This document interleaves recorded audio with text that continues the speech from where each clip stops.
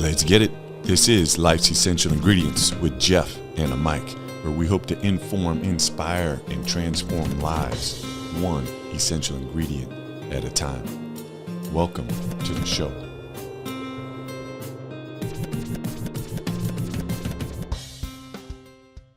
Oh, yeah. Every time I hear that little scratch and pushito, I get all fired up. Winnie Wayne, thank you so much for that intro. We are back, baby, and we have the mic, the eye candy, the real deal, Holyfield. My Pasho is back. He's been working too hard, and it's so good to have him back. But we are season 5, episode 19. We have John Engelson and Joe Holtzberg coming from Brooklyn, New York. We ain't going to hold that against them, especially John's talking mess being a Celtics fan. Right, John? Celtics? Yeah, LA, get out. Yeah, off the air, listeners. It's going to be crazy, but yeah, John's an LA guy, and he's talking how he loves the Lakers, and it's so funny. Any of the YouTubers, I actually am wearing a Celtics, which I did not know. I just had this on today, repping the Celtics today, so it's going to be fun. But if you're you know what, talking about LA, you got the Dodgers, the original LA Dodgers. Well, it was called the Brooklyn Dodgers, right? So the stadium is literally a 10-minute walk from a house. Oh, man. Well, now it's got some residential buildings on it, but changed a little bit. But no, it's going to be a fun episode. But if you're brand new to the show, thanks for giving us a shot. Somehow we've been listened to now in 112. Pasho, it's been a little bit. 112 countries, over 1,000 in like 15 cities, which is nuts. And this podcast is part of a nonprofit called C4 Leaders. And we're the only nonprofit to utilize the pizza making process to create space for our companions to be seen, heard, and loved.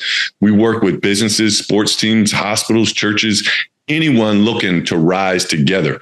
We also write children's books, and we use the most amazing handmade, hand-tossed sourdough pizza to bring out the best in each other. So if you're interested in checking us out, go to c4leaders.org. But here we go.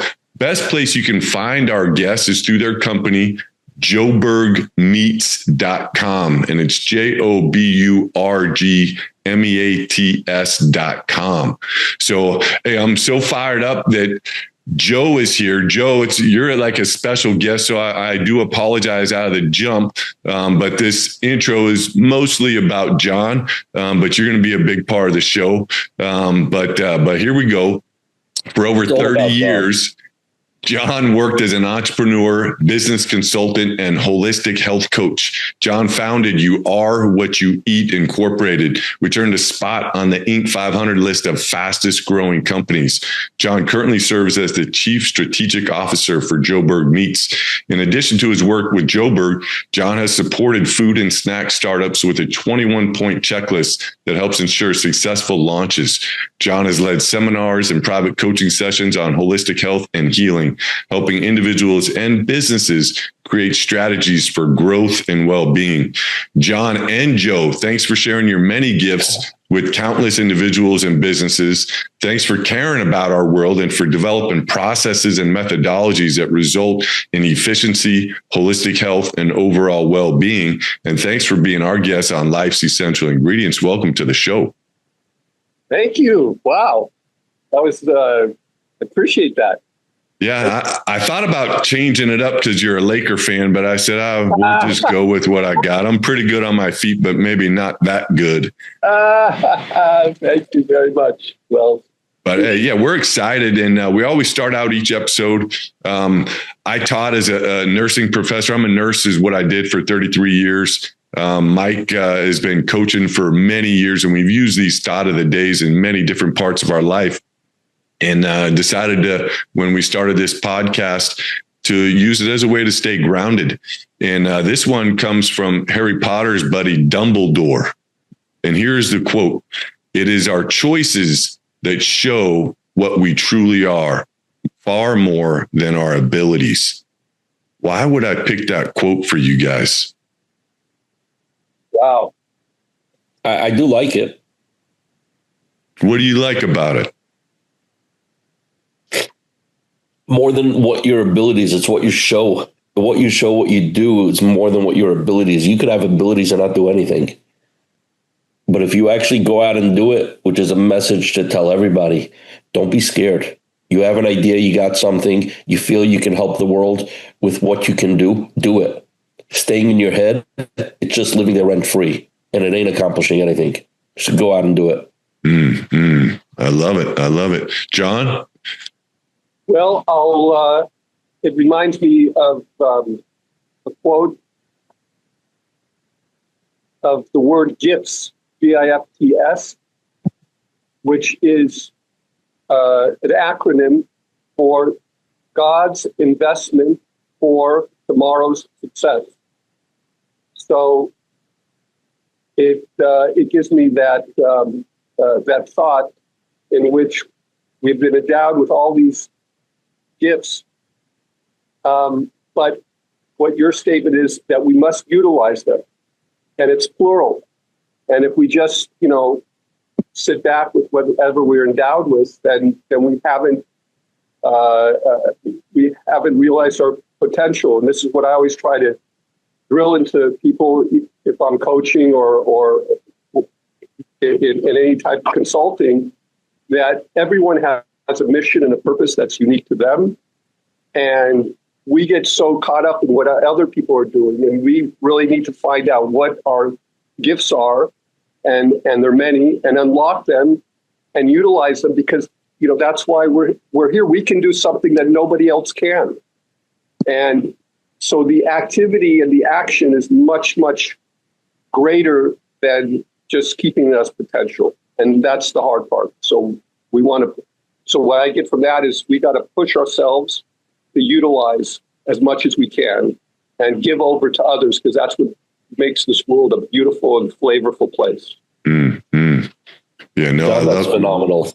Yeah, it was beautiful. And again, I want to give you guys this podcast is so much fun. Mike and I started it just as a way to help one person. That one person has always been me or him, for sure.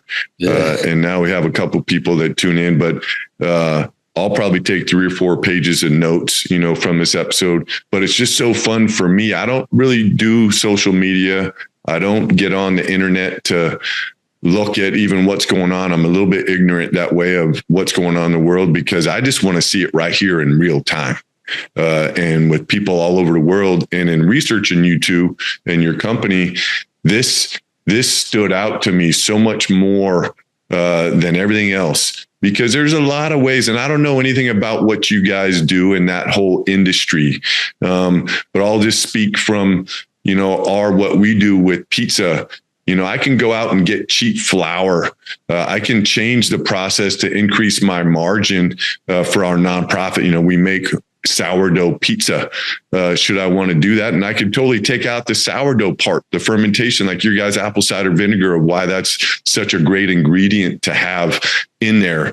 But you guys aren't going the easy way. You're not cheapening the margin, the market to make more money, and changing your process to make it easier just to make more money. It seems like that you want people to really achieve health and to challenge yourself, like Joe was talking about, to create something that is valuable, that you want to stand behind and stand for, and to make a difference in the world, and hopefully, make a buck too. You need to be able to do that. But yeah, I just wanted to let you guys know that I appreciate what you're doing, and from an outsider's perspective, we respect your game. Well, I want to. It's amazing, because I'm gonna let Joe in on something, right? Or hand off to him about sourdough, because what does Joe do every week? And I try to sneak in to grab some of it. Joe? Yeah, sourdough. You make bread, Joe? Oh yeah, I've been doing it for like 10 years. I make my own sourdough, rustic loaf. Nice. I've made some sourdough babkas. Okay. Some really good. I mean, I love it. I'm always, and one thing about a sourdough that's beautiful. It's not a recipe. It's a journey. I think if you make sourdough, you do, right? Oh yeah. Yeah. Then it's a journey, not a process. Oh, for sure. For sure. Every week, that little tiny tweak, what result happens, why this happened this time, why that happened next time. It's there's no like consistent exact. There's always like, you got to have that. It's like a relationship you have with your sourdough. For sure. For sure. And I appreciate that you have that knowledge, and that's what makes it fun. So we do the nonprofit, we do team building and leadership, and sometimes we'll have 100, 400, bunch of people. And it's kind of funny because we started this with just like making pizza in our yard, and okay, we're going to do this now as our nonprofit. And it's nerve wracking in a good way, because just like you're saying, you don't exactly know how everything's going to turn out. And you do change all these little things. I'll go up to 63% hydration rate, and add a couple more grams of the starter to my recipe, and take away a little bit of salt, which slows the fermentation process. And I won't get into all this stuff, but it's a challenge, which is what makes it so fun to work with that, because you're learning and growing and figuring out and trying to find a way to create the best possible sourdough pizza for that event.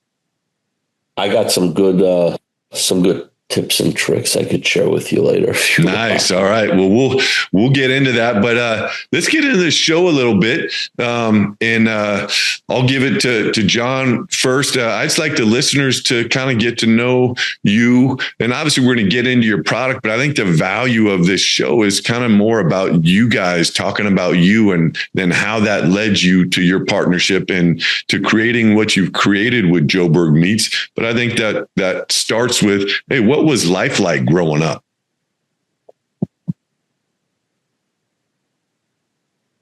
I think you're muted right now, John. Yeah, it's better that way. Yeah, you just keep talking. It's good. Good. Yeah, we got you now.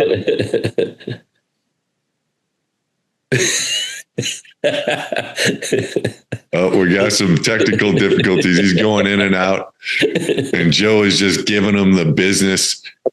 Okay, sorry. There we go. Okay, sorry. I grew up in Southern California, and I feel like I grew up in really a magical time, because it was like I grew up right near UCLA. So I was a basketball and tennis player, and so we had the tennis was there. With Honors used to come up there a lot, and it was just an amazing time. In LA, we had bowling, fishing, all the activities, and I ended up going to UCSD because I felt I had to get out a little bit, so not too far. So, and I was a big deep sea fisherman, so I used to go to San Diego a lot with tuna and yellowtail things. So I grew up there. I went to UCSD. All my family are doctors. My father taught at USC Medical School, and I grew up in the medical. I was pre-med myself, but I was really not studious at the time. And so fast forward a few years later, I had some health issues in my mid-20s, and I came home, and my father sent me the best doctors in the world. The best doctors in the world, and they had a major misdiagnosis, thank God.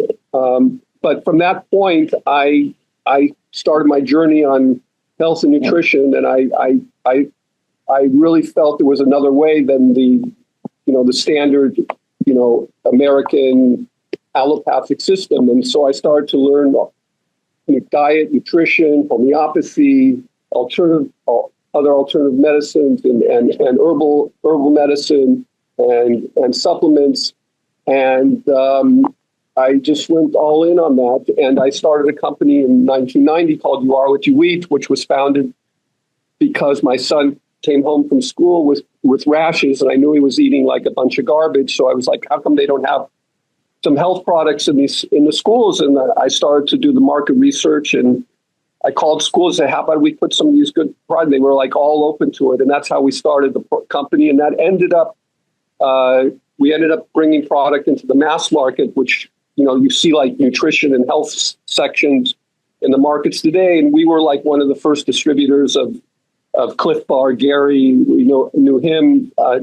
Daniel Levitsky of Kind Bar had a company before Kind Bar, which we distributed as product, and we built that to an Inc. 500 fastest growing company in 1998. And I've been on this sort of journey continually. It's about learning, growing, finding new ways of health. And now with Joburg, we're looking at, simple, clean ingredients. We're in September, which is, back to school time, and where kids are getting into their school and snacks and things. And we try to make a product that could be mother friendly, kid friendly, and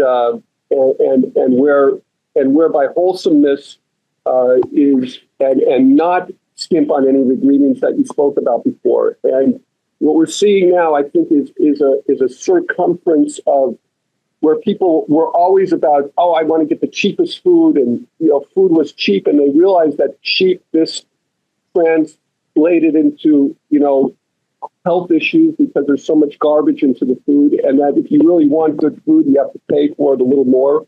Just like you would put premium gas in your car, if you needed it, you're going to put premium food in your body, and the less ingredients and the more wholesome ingredients are, it happens to be more expensive, like you spoke about the sourdough. And that's really our mission, is to create products and create a mentality, an idea of people trying to better themselves and become healthier and more conscious of a better direction. Man, that's a incredible story, and I love it. It's just crazy how life, is going to tap into this thought of the day. It's our choices that show what we truly are, and here, you had your challenge and made a different choice to show, who you truly were, and then your son having a challenge and you making another choice to say, this ain't right. And there's something that I can do about that. So really cool that you just continue to take action towards making life better for yourself, for your son, and then all the other people that got to tap into that as well. Thank you for sharing. Hey, Joe, what about you? What about me? Yeah, what was life like growing up for you? Other than eating lots of sourdough and whatever else you had going on. What do you care? What does anybody care?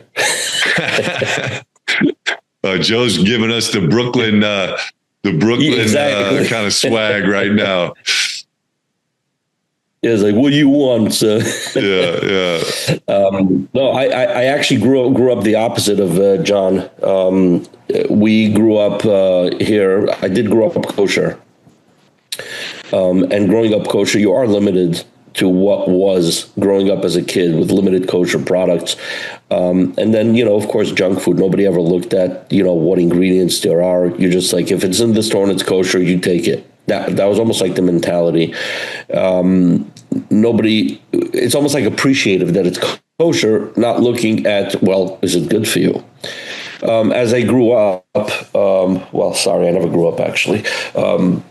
But when I aged a little, I joined, after 9/11, I joined the Volunteer Ambulance Corps, did that for about 10 years. And then while I was doing that, I was introduced to something called energy healing. It kind of a little abstract. So you're going from Western medicine all the way, and while I'm doing that, I started to practice energy healing. And part of energy healing, you are also, you're trying to dig in to the subconscious and ask, is it a food related, and is this food good for you? Or is it not good for you? And you start getting the no's where your actual subconscious is telling you this is not good for you. And that started to create a certain awareness where I was like, it's like I'll go into a store and I'll just test it to see if it's even good for me. But as we start to go, I actually, my adult life, I've been mostly in technology. And then God kind of pushed me into food. And me and John got very close here in the neighborhood. And, he started talking about his food and direction and coaching. And I was already in the manufacturing side of it, where my idea came from. I want availability of what there is on the non-kosher market. I want it to be available on the kosher market. You always go in and you're kind of a little jealous. You're like, they got all this stuff here, I don't have it. It's like, that was the original direction. But as we started to go and realize that we are creating some niche products, we started to realize that we're actually clean. And as we started to realize that we're clean, we said, hey, we might as well continue this path and just go in this direction of creating clean products of your mostly, whether it's a high-end snack or your low-end snack on the protein side, it's going to be clean label. Like whatever we do, we're not going to use your nitrates and nitrites and chemicals and corn syrups to make the product. We'll use a very expensive, like right now we're making a new product. We're making like a smoky maple flavor. I'm not telling you all the flavors because this one's actually going to be coming out soon, so I can tell it to you. So your listeners, by the time they hear this, it will already be available. So this product, for example, you have to make it sweet. Okay. Now, anybody who understands in the sweet market, you're like, can't use sucralose, can't use that. Okay, that's not clean label. You can't use some of the dragon fruit, little aftertaste. So whichever direction you go, whatever you pick, you're getting like. And also it has, I think John was guiding me on this, that it also still has a glycemic index on it. Even though it's low, it still affects your glycemic index. And the only thing that doesn't affect your glycemic index is allulose. So we make a product with allulose, which is so expensive. And we mix it with as little as cane sugar as possible to give it the balance of the proper flavor, and while we're keeping the sugar levels down to a minimum. And that's only on those new products. All our current products have no sugar in it at all. It's like as clean as it gets. So our goal is to give people who, and there are so many, including family members of mine, people that I know that are just like, I can't eat this. Look at all the chemicals in it. Because it's a meat doesn't mean it's healthy, which is kind of like that thing you grow up with. It's like the got milk type of thing. Mm-hmm. Because it's milk, it doesn't mean it's healthy. And I mean, yes, I'm not saying that. Please do not quote me as saying that milk is not healthy. I love milk. I love cheese. I love milk. It doesn't mean because you have a ad that says got milk, it means it's healthy.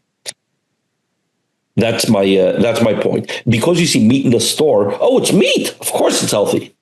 For those of us who are meat eaters, it doesn't mean because it's meat, it's healthy. It doesn't mean because something is chicken, it's healthy.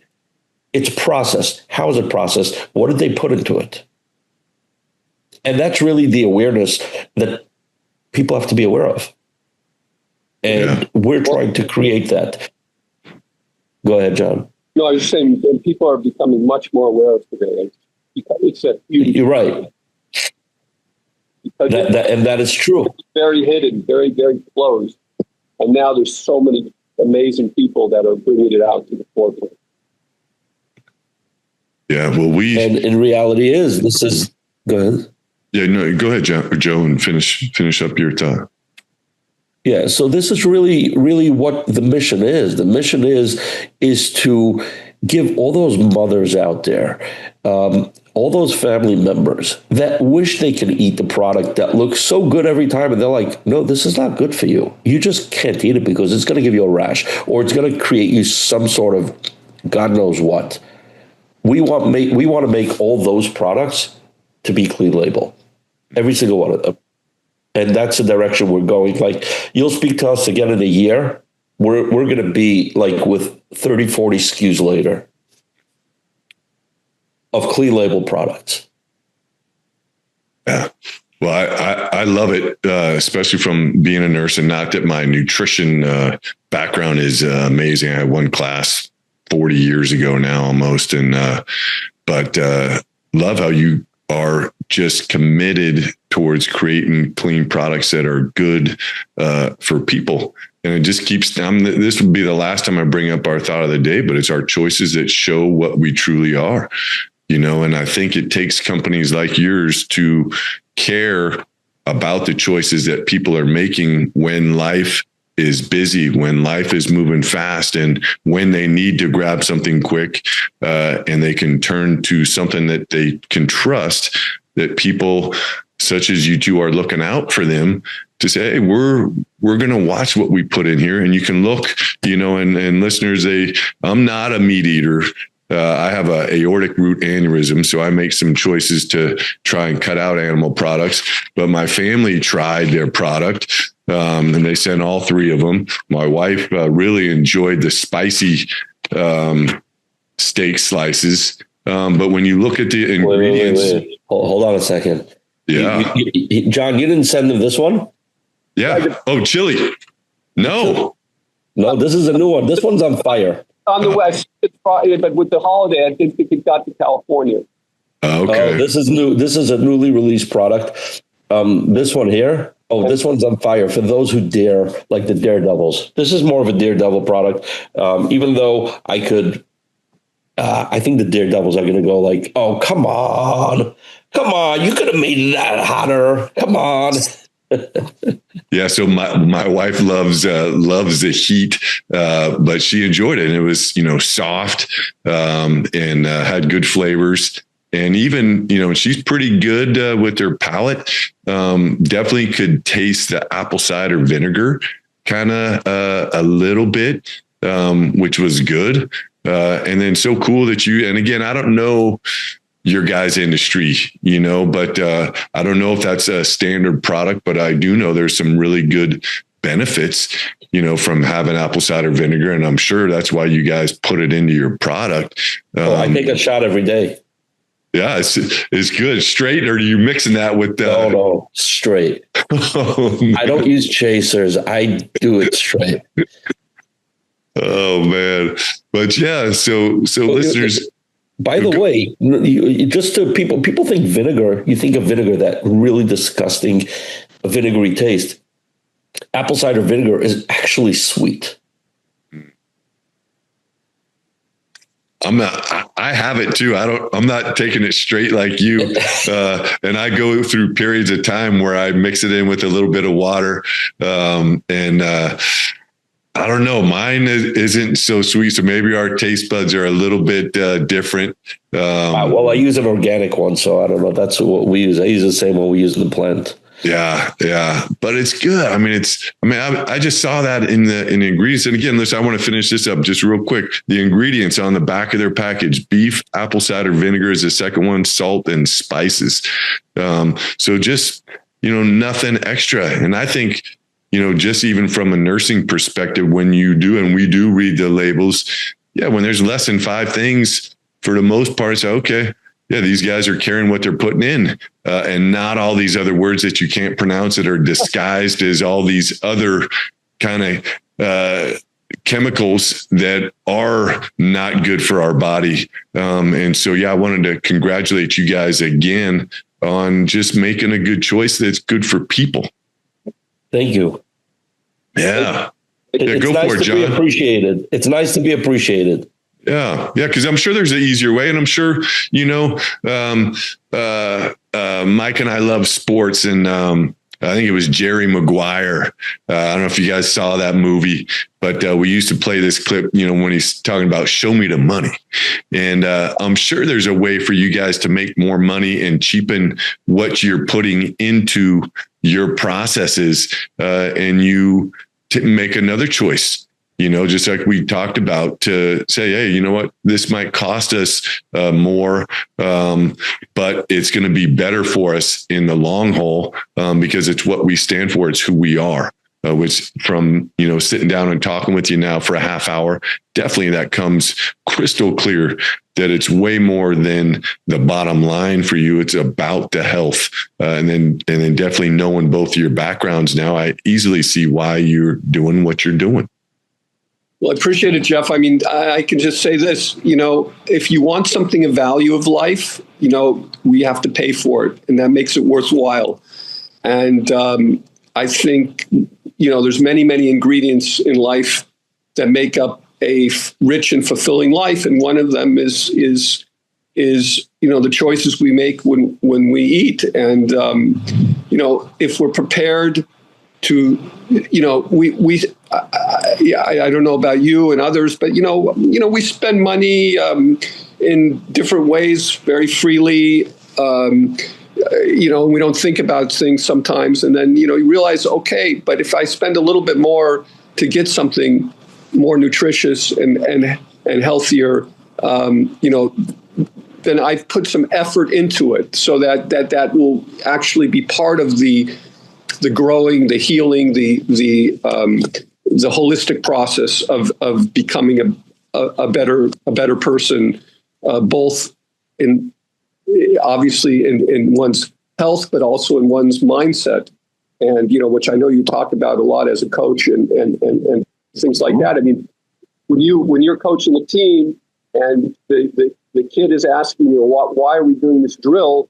Well, we're doing this drill because not as an end to itself, but as something that will make you better for yourself in the game, in the process, in your growth as a player.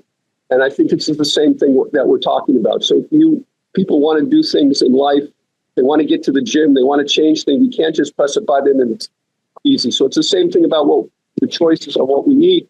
And we said, look, we're not going to reduce our standards. That's it. We sleep at night. If somebody tells, they don't want to, they want something cheap, that's, let that be. But we're going to keep it. We're going to keep it wholesome, and we're going to keep it clean. Yeah, and I love it. And it's just an investment in yourself. And so many times, and I worked, when I was in the hospital, I worked in the trauma ICU, and unfortunately been surrounded by death and been many times sitting there holding the patient's hand, and the families as they're getting ready to take their last breath. And sometimes it was a beautiful process, and other times it wasn't so nice. And there was a lot of regret of, wish I would have done this and wish I would have done that.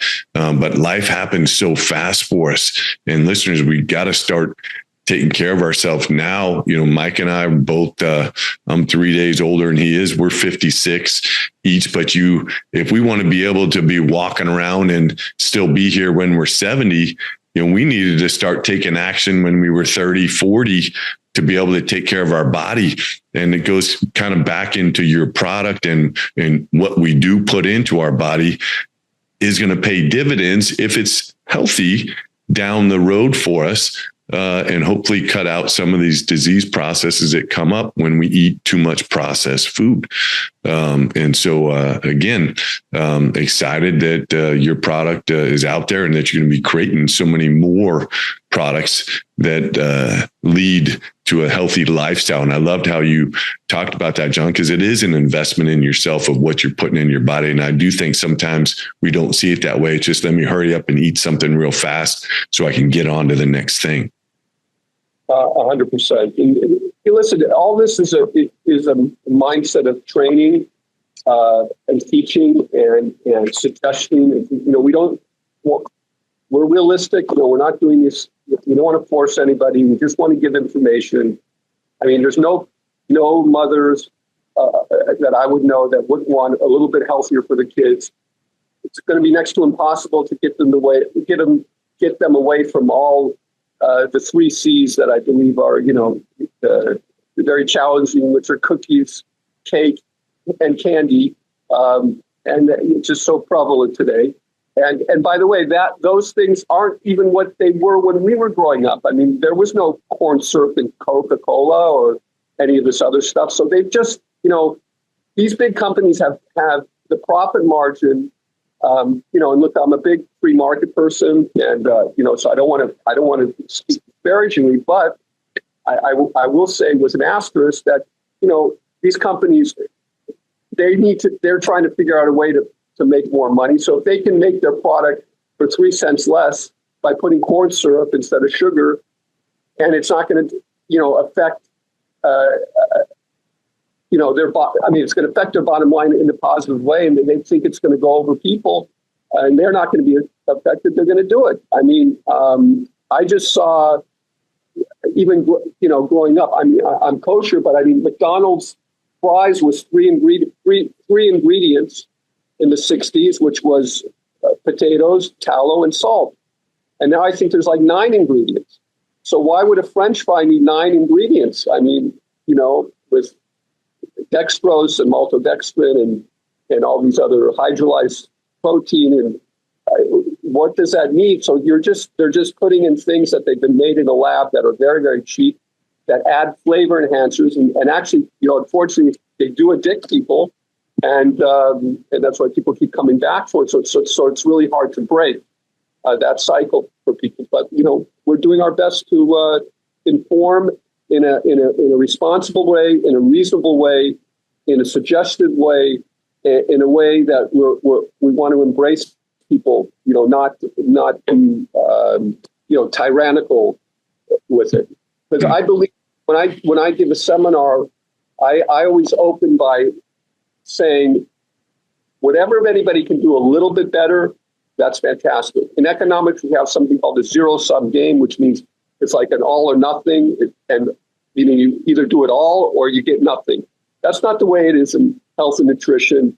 It's good, better, and you work on that. So if you can take away one of those things that are negative in a diet and add something else, for instance, if one of the simplest things is to remove soda and make the exchange for water, you've done an incredible transformation in your diet. So that's a number one step. So little steps can lead a long way. So we're in the snack items, which everybody was, we're all on the go, we're all in traffic, we're traveling. People need healthy snacks on the road. So this is what we're really trying to espouse here. I love it. Joe, you got anything to say, or we move on to the next question? Well, the next question, we can move on to the next question. You went over the product, and I am so excited because my most exciting product, I was looking to see if I have it here, and there you go. John just showed it. He just peeked it, and I want him to show it. Okay, black truffle. Hey, I like how you guys are holding out. John, did you not send that because I'm a Celtic guy, or what happened? This just came off our production press Friday, 4 days ago. So with the holiday, and it's coming to you. So it might arrive today. John, don't send it to him. He's not eating it anyways, man. He doesn't eat that. All right, his wife is getting the benefit. Don't send it to Jeff. Plus, he's a Celtic fan. Sometimes send it to Mike. We got to benefit our wives too, Right? We got to, our wives are like, a credit line. We got to kind of, keep that in check so we can. Smart man, John. You're smart. Exactly. Hey, I do. We'll talk off the air about all that stuff. And it is funny, Pasha, those are your colors of your school, that black truffle. But hey, let's get into you two just for a second. Then we'll get back into your product and let you kind of tell the listeners more about maybe some, I'll use Joe's words, the journey of, and we've been dancing around it the whole time, but the sustainability process, a little bit of I know it's grass raised, pasture out in the pasture, but we'll let you guys highlight some of those things just so the listeners know the importance of that. But I do it's been fun just feeling the humor and the banter going back and forth. So a kind of a weird question I have for you. What's the best part of your relationship, and how long have you guys been partners in this venture?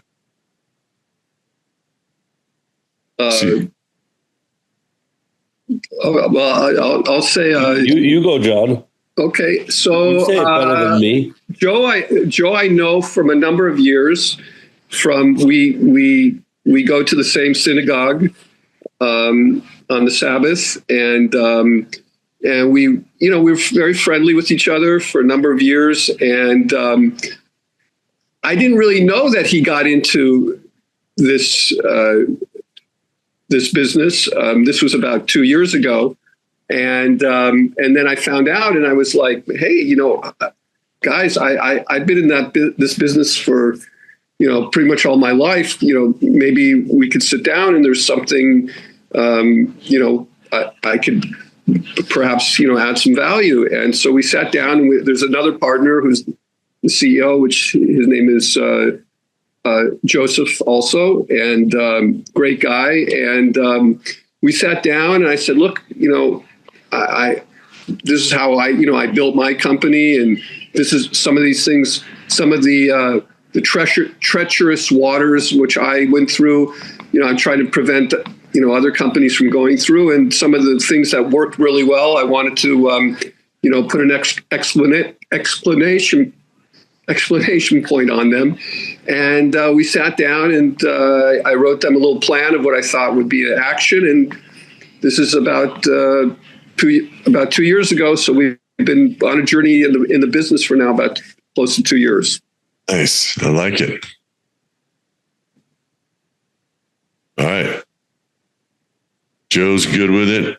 Looks like you're on mute, Joe. And I know John's happy about that. Yes. He did not want to hear what I just said. Yeah. I said, thank you, John. You've made a big difference. Oh, that's very sweet. No, thank you. I'm very grateful. Yeah. So obviously you guys, have a great partnership because you have the same philosophy of creating a product that is sustainable, that is good for the people that are going to ingest it. Tell the listeners again, we've been maybe a different spin on it. We've been dancing around a little bit, like I mentioned before, but, talk a little bit more about some of your processes and give them a little bit more insight on, your guys' product and why it's something that would be healthy for them to take in. So you want to go first? You want me to go, John? Go, my friend. All right. You'll kick in. We'll do it together. All right. We start from the meat, the procurement of the meat, and we did months and months and months of research on finding the right plants and the right supplier that can give us the meat that is pasture raised, grass fed, and of very good quality. And that was that was probably the hardest. Until today, it's still hard because the supply is not a lot. So sometimes we'll go and all of a sudden we're just dry. We don't have any product because we're not going to compromise on our quality. We're not going to compromise on our commitment and all of a sudden get something that isn't. So, we claim what we claim, we say what we say, we do what we do, and we deliver. And so that was the first part of it. Then the second part of it, which is months now of just developing the new flavors, for example, it's not a simple, there's the R&D. Sometimes they look at me and they're like, Joe, what are you doing? Like, why? Why are you paying so much? Like, look at all the other junk in the store selling what you want to call either a similar product, because they're also, you want to call it a jerky. This is not a jerky. This is a non-heat treated product that actually maintains all the nutrients that God has provided within the meat. And you're not losing. It's got all the proteins, everything is in it exactly the way it was, untouched. Versus the jerky, they just soak it in syrup. You have more syrup than meat in the product. But it's meat, so it's healthy. It's got to be healthy, right? Because it's meat. It's like potato chips, got to be healthy. It's potato, it's a vegetable. So it's got to be healthy. Come on. I mean, give it to me as a meal replacement. Come on, onion garlic chips. Come on. Exactly. So this is definitely the challenge because people will put you down in the process. People will call you crazy in the process. And you have to stand strong with what you believe, even though you may not be as stringent on yourself, but there are other people that are. And they need that commitment. And if you start whitewashing or start not keeping your commitment, you lose trust and faith from everybody. And we will stick to our commitment. We're going to deliver products that have never been delivered before, because nobody cares. I had a conversation, I'm not going to say names, okay? One of the biggest suppliers of a certain meat protein product in the country. And I said, why haven't you ever changed it? Why haven't you ever made it clean? And they said, why should we? We already make $1 billion.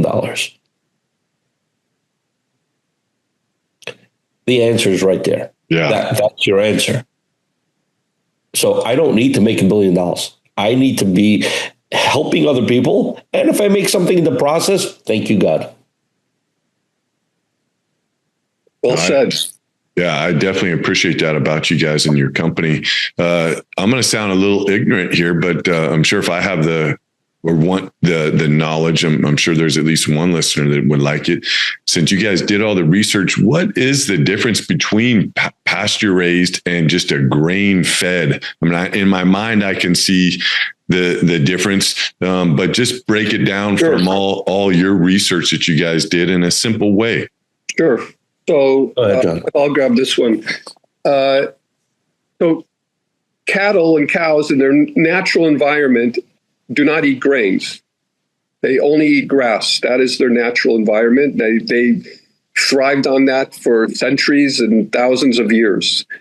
Fast forward to our modern day, and just like when we as humans ingest too many grains and starches, we bloat. We get bigger, and because we can go in some of the science of it, but a carbohydrate basically in the body turns into sugar, which causes a reaction to whatever extent it is that the pancreas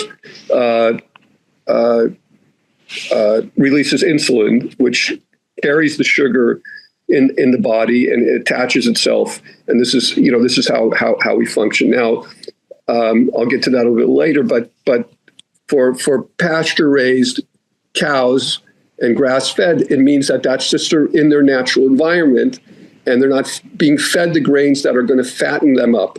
Number one, artificially. Number two, unfortunately, the grains today, corn particularly, most corn is GMO and is sprayed with pesticides like glyphosate, which are in these feeds, so that when they're eating the grains, they're ingesting it, and again, when they're eating it, it's becoming a part of them. Now,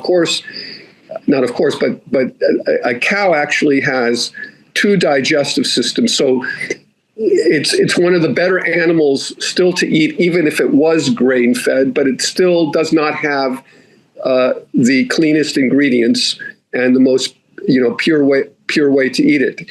And it's been found that one of the greatest nutrients to man, which is what's called omega-3 DHA, which are found in fatty fishes as well,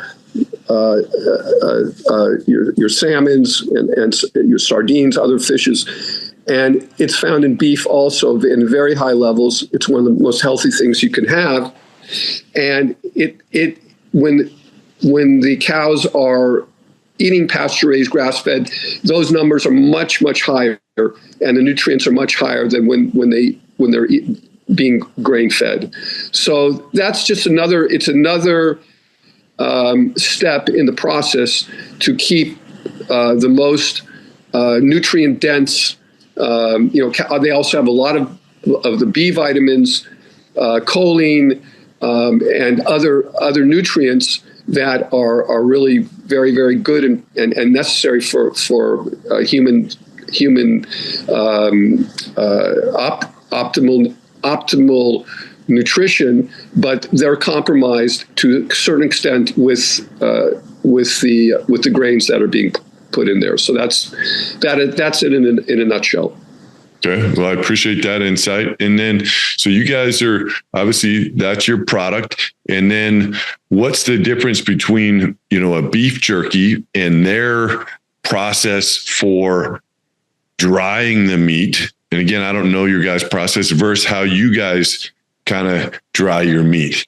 Is that a kind of an ignorant question as well? No, that's a great question, actually. That's a fantastic question. I want to add also one thing on the grain.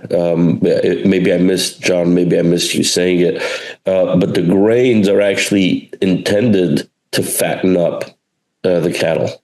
They're not intended. They're intended, like factory. Let me feed you as fast as we can so you can gain as much weight as possible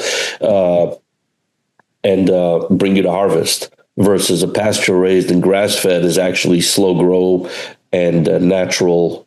Which is what our body wants. You are what you eat. The way John has made his mission for years.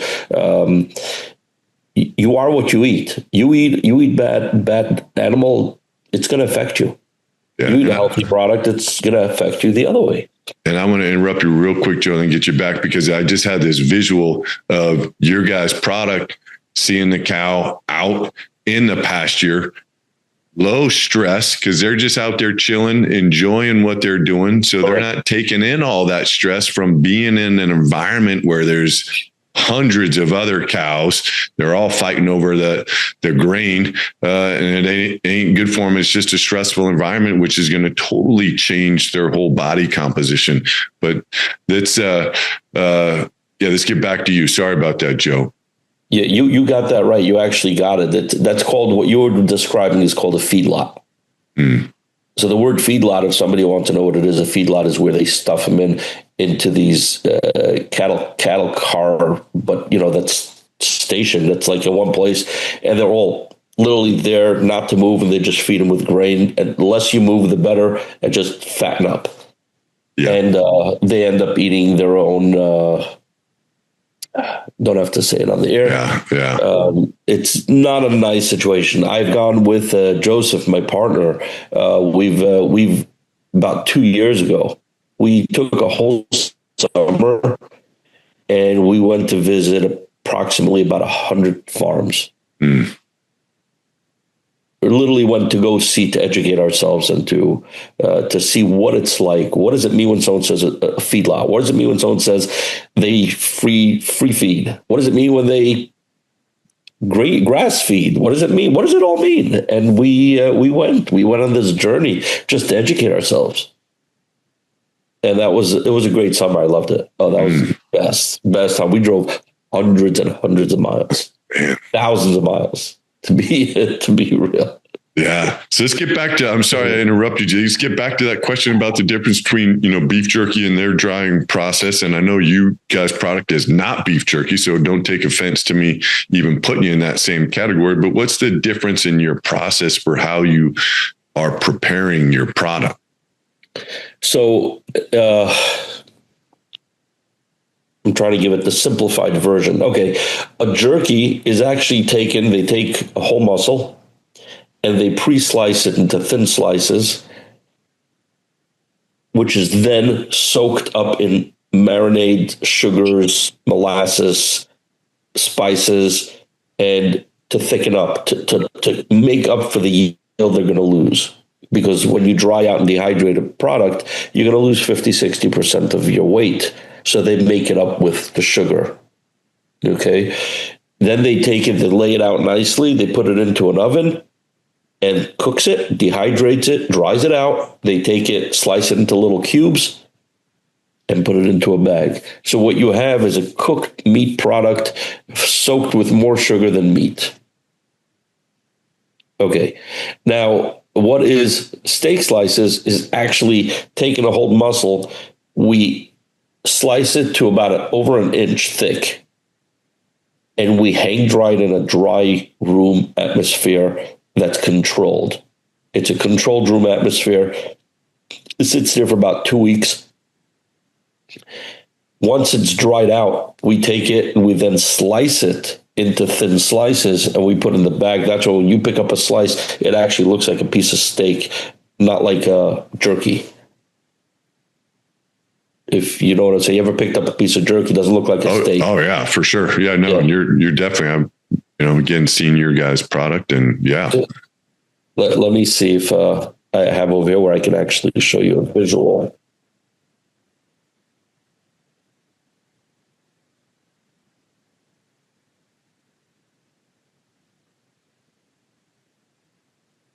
Digging into the bag. Listeners, just to grab a slice for those of you that watch on YouTube. Yeah. See that? Oh yeah. See the pink in the middle? Yeah. It's transparent almost. Yeah.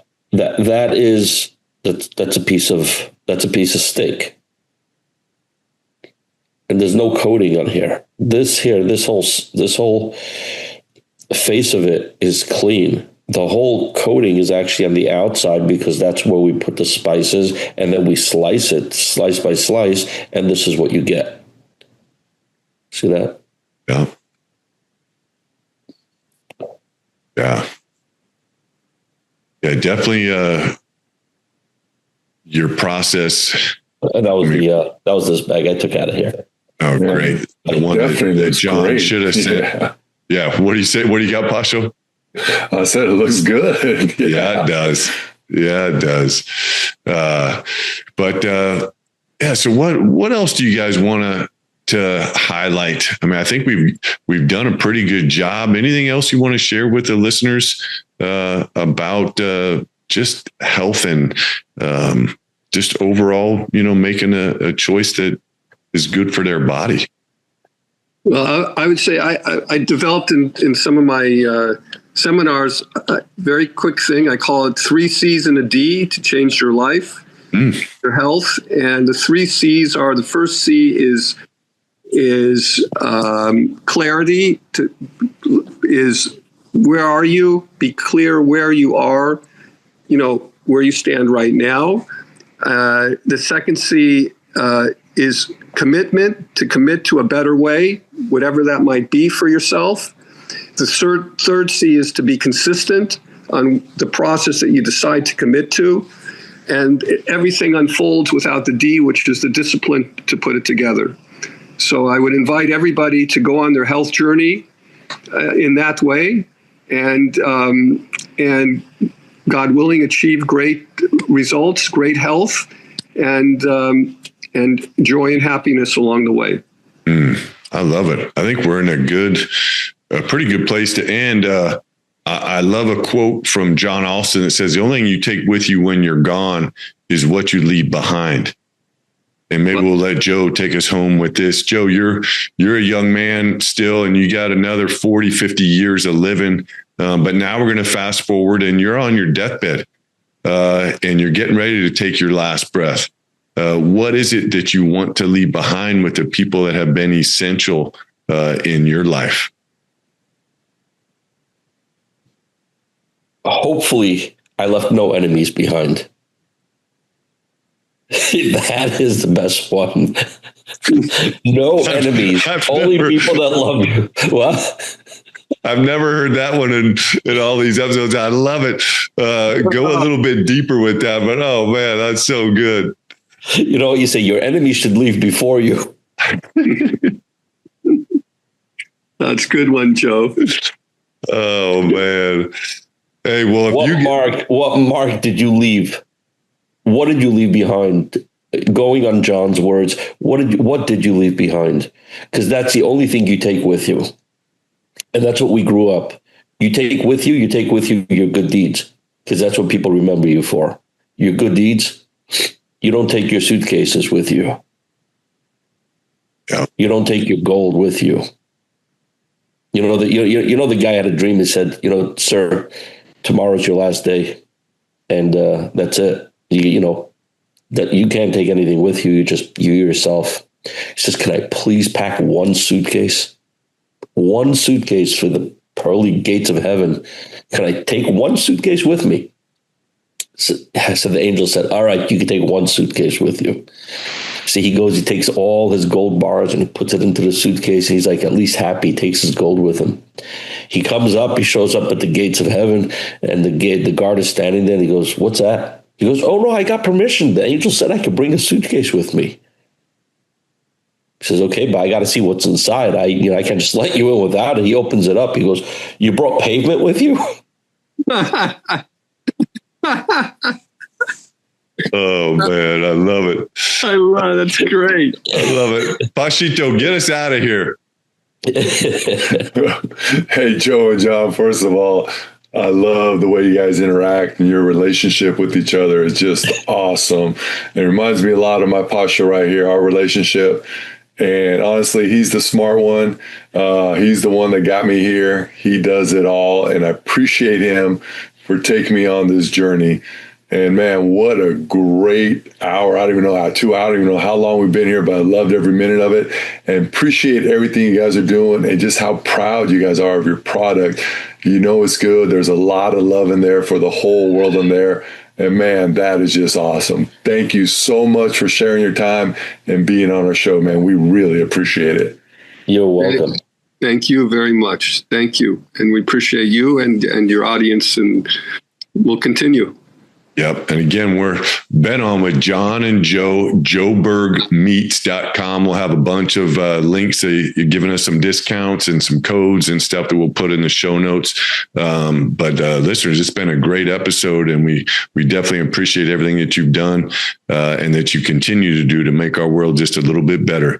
Boom, baby. That just happened. We out.